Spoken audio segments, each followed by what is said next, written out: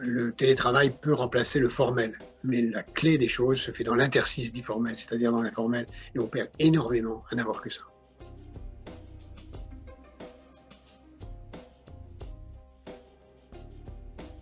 Le bruit court qu'on commencerait à parler du non-remboursement des dettes des banques centrales.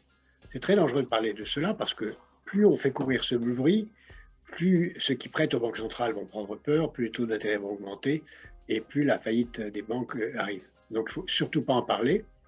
Je pense que c'est d'ailleurs une très mauvaise idée parce que les créances qu'ont les banques centrales, ce n'est pas la totalité des dettes publiques, il y en a d'autres. Pourquoi est-ce qu'on annulerait celles des banques centrales et pas les autres? Donc, il y aura une question qui va se poser pour les autres. Et les autres, c'est très largement nos retraites, nos fonds d'assurance vie, etc. Donc, c'est très difficile d'imaginer cela. Donc, je pense que la clé repose sur la stabilité des banques centrales. Au fond, on prête très facilement à quelqu'un qui a une durée de vie infinie. Quelqu'un qui est mortel, on fait très attention à ce qu'il vous rembourse avant de mourir. Quelqu'un qui a des héritiers, c'est pas grave, on dit ses héritiers nous remboursement. Quelqu'un qui est mortel, on lui fait prendre une assurance pour ses remboursements. Une banque centrale, ça, et un pays, ça a une durée de vie infinie. Donc plus la durée de vie est infinie, plus la banque centrale peut se refinancer à l'infini, plus le pays peut emprunter à long terme. Mais après tout, là, rien n'interdit à la France d'emprunter à 100 ans aujourd'hui. On peut même emprunter à 100 ans sans remboursement, une dette perpétuelle. Donc je crois plus à ce modèle-là qu'au débat fallacieux sur l'annulation de la dette des banques centrales. Une dette perpétuelle est remboursée par la dette suivante et les taux d'intérêt négatifs font baisser la dette par définition puisque la dette est moins forte en raison des taux d'intérêt qui permettent de faire baisser la valeur de la dette. L'action des banques centrales, comme l'action des Européens au niveau de la Commission, des gouvernements européens, va dans le bon sens pour l'instant, mais il y a une question nouvelle qui se pose, c'est qu'il y avait un pacte de stabilité avec des histoires de 60%, 3%, etc., qui est totalement caduque, ça a explosé. Donc il est très important maintenant que les Européens se mettent d'accord entre le gouvernement et avec la Commission européenne et avec la Banque centrale sur un nouveau pacte européen qui permettrait de donner du sens à cet endettement, de lui donner une signification. Moi, je plaide pour que l'endettement serve non pas à boucher des trous, mais à financer ce que j'appelle l'économie de la vie.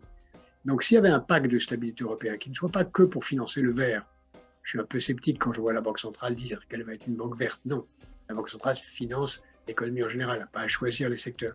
Mais si elle choisit de financer des secteurs, il faudrait qu'elle choisisse de financer tous les secteurs qui aident à la vie. La santé, l'hygiène, l'éducation, le climat, le digital, la culture, les secteurs fondamentaux dont la société a besoin et qui permettraient de réorienter notre économie grâce à cela. Donc je plaide pour un aggiornamento du pacte de stabilité européen entre pays et avec la Commission et la Banque centrale, qui ne sera pas facile à négocier parce qu'il y a une partie des Allemands et des pays du Nord qui voudront en revenir aux 60% et aux 3% et à l'orthodoxie budgétaire, mais qu'un tel pacte, dans le contexte d'un investissement vers les secteurs d'avenir, en période de pandémie en particulier, aurait particulièrement de sens. Les entreprises sont redevables à l'égard d'un très grand nombre d'acteurs, leurs actionnaires, leurs salariés, leurs consommateurs et l'ensemble de la communauté dans laquelle ils s'inscrivent. Et de plus en plus, ces différents acteurs commencent à être préoccupés de ce qui se joue à l'avenir. Ils demandent tant à l'État qu'aux collectivités territoriales qu'aux entreprises de penser à l'avenir. Ce que j'appelle moi l'économie positive, c'est-à-dire travailler dans l'intérêt des générations futures.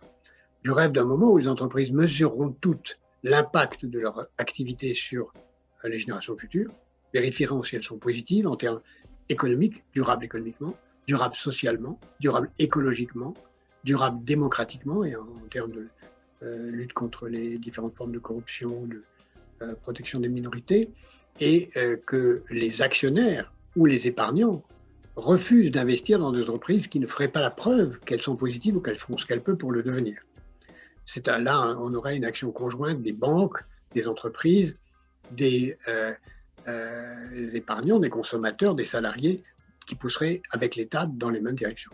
Il y a de nouvelles formes qui se mettent en place dans le travail que le Covid accélère, qui sont très importantes. On se rend compte qu'il y a beaucoup de voyages qui étaient inutiles, beaucoup de réunions qui pouvaient être faites à distance, mais rien ne remplacera le contact vivant. Rien ne remplacera un concert, une pièce de théâtre, un film, une rencontre en tête-à-tête, un cours donné par un professeur, des rencontres dans les couloirs. Rien ne remplacera la machine à café, rien ne remplacera la réunion improvisée, les choses qui ne sont pas prévues.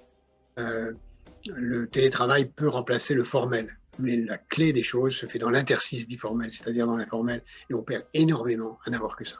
La responsabilité des entreprises va être de réinventer, entre autres, leur nouveau mode de travail, avec un équilibre nouveau entre solitude et hospitalité, entre égoïsme et altruisme, faire en sorte que les gens puissent travailler de chez eux, mais aussi puissent venir, que les centres des entreprises, les sièges sociaux des entreprises ressemblent plus à des hôtels, à des restaurants, à des lieux de rencontre, qu'à des cages où il y a des bureaux les uns à côté des autres.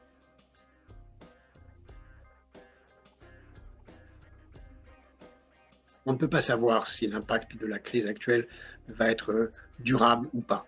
C'est très difficile à prévoir. Ça dépend de la vitesse de vaccination, ça dépend de la qualité du vaccin, de son efficacité, de sa durée.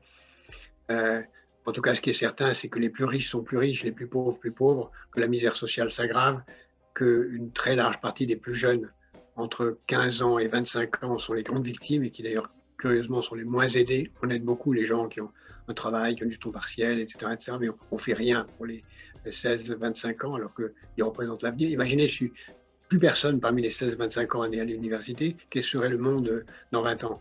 Tous ceux qui auraient dû être formés ne sont pas, on n'aurait plus d'ingénieurs, on n'aurait plus de médecins, on n'aurait plus rien. Donc on ne met pas assez.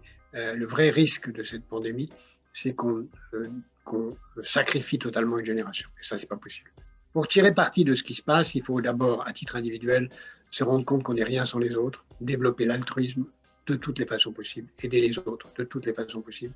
Il faut développer aussi tout ce qui nous permettra de créer les conditions de nous mettre en situation de sérénité. Donc toutes les applications et toutes les formes de réflexion sur soi-même sont très importantes, mais dans l'échange, dans l'altruisme, dans le partage.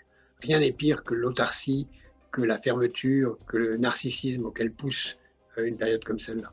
Donc si on veut bien l'utiliser, c'est prendre conscience qu'on a intérêt à ce que les autres soient vaccinés, qu'on a intérêt à ce que les autres portent un masque, qu'on a intérêt à ce que les jeunes puissent faire leurs études, comme je le disais tout à l'heure. On a intérêt à ce que les jeunes fassent leurs études. C'est notre intérêt que les jeunes fassent leurs études.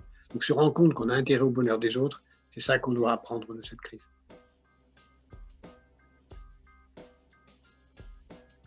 Je souhaite le meilleur avenir à Sycomore et j'espère que Sycomore deviendra le plus rapidement possible un très grand fonds encore plus positif, c'est-à-dire conscient de servir l'intérêt des générations futures.